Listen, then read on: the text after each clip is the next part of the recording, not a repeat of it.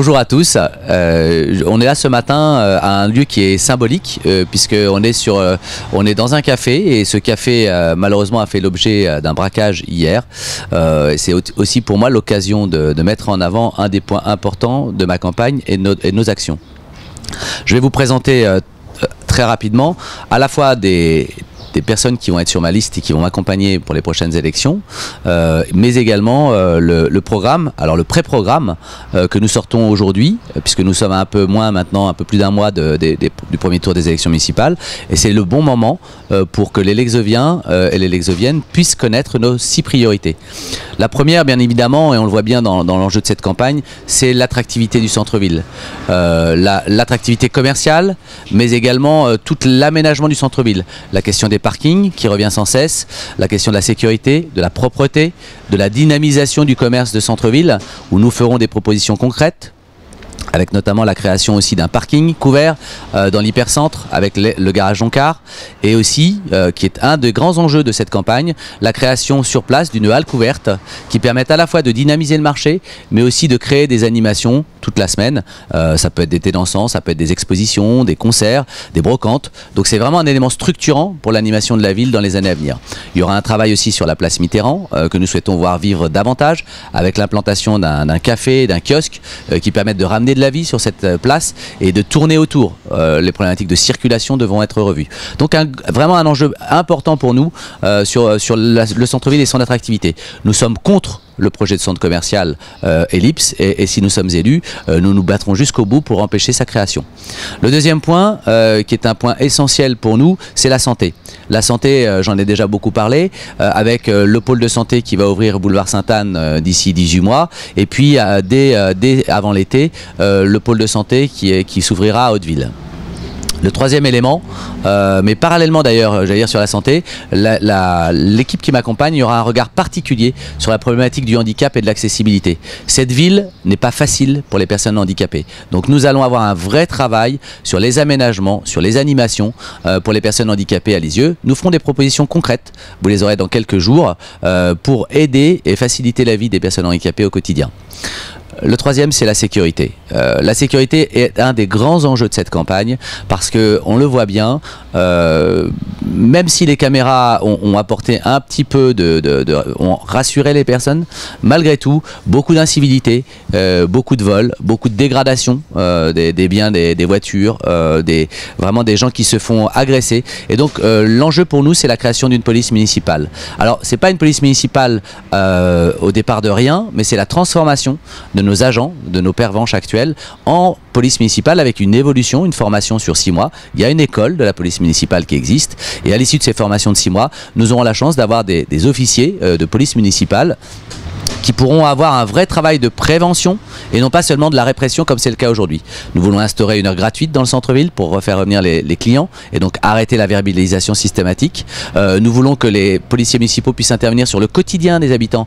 Les déjections canines, 35 €, le respect des trottoirs, le respect des terrasses, les problèmes des poubelles qui ne sont pas rangées, mais aussi tout ce travail d'îlotage dans les quartiers pour sécuriser les sorties des écoles, les sorties en ville à l'heure où les commerçants ferment pour sécuriser le centre-ville et pour éviter ce qui s'est passé il y a encore 2 jours. Voilà, les rondes que pourront faire cette police municipale, c'est un moment très important. C'est une complémentarité avec la police nationale. Il n'est pas question de remplacer le travail de la police nationale. Il est question au contraire de renforcer la présence sur le terrain, être plus visible, avec des gens qui seront à pied, en vélo, et en voiture. Donc vraiment une police qui sera présente sur le terrain, visible et qui sera là pour faire de la prévention. Le coût, c'est important d'en parler, c'est 150 000 € de plus par an. Honnêtement, pour moi, c'est un enjeu qui, sur un budget de 50 millions, vaut la chandelle. Un élément important aussi, c'est que nous souhaitons ouvrir une annexe du commissariat municipal à Hauteville, au premier centre, là aussi parce qu'il y a des demandes fortes. Voilà. Hauteville, je voudrais en parler aussi parce que ça a été la grande absente des 2 mandats de Bernard Aubril et Hauteville mérite un vrai plan et un vrai travail de rénovation en profondeur. Là aussi, trottoirs, poubelles, aménagement, embellissement, animation, animation notamment commerciale.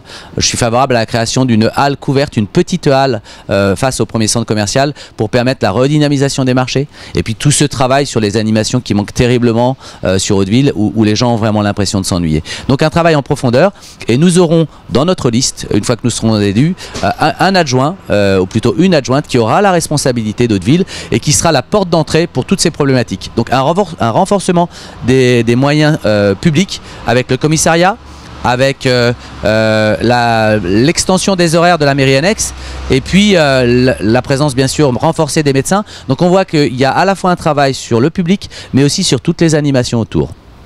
Le dernier point, c'est les animations.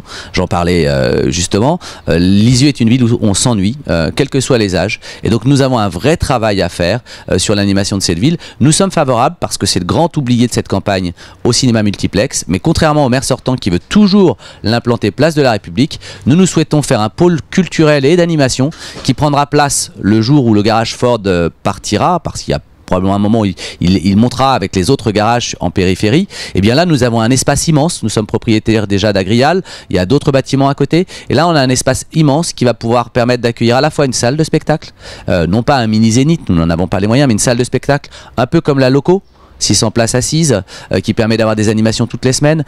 Et on aurait à la fois une salle de spectacle publique, de l'autre côté le multiplex qui est un équipement privé, et avec du stationnement en nombre autour, puisqu'il y a la place. Et donc on voit bien qu'on aura là le moyen d'étendre un peu le centre de la ville vers un quartier qui est en total, qui est un quartier d'avenir, qui est un quartier en totale rénovation, avec la gare, avec la cité judiciaire qui va venir sur Mondère. Donc on a un quartier qui va vraiment prendre une autre dimension. Voilà.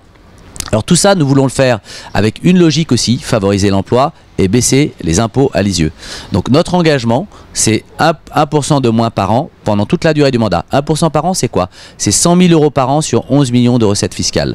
100 000 € par an, pour vous donner une idée, l'année dernière, la municipalité sortante a dépensé 300 000 € en études. Donc on peut faire cette économie. Il faut permettre aux Lexoviens de récupérer du pouvoir d'achat. Et enfin, j'ai souhaité que les futurs élus aient une indemnité qui soit baissée de 20%. Là aussi, c'est symbolique. Parce que être élu, c'est un honneur. Ça n'est pas un travail ni un devoir. Et donc les indemnités des élus sont revues de 20%, ce qui permet de faire une économie de 50 000 € par an. Ça n'est pas rien.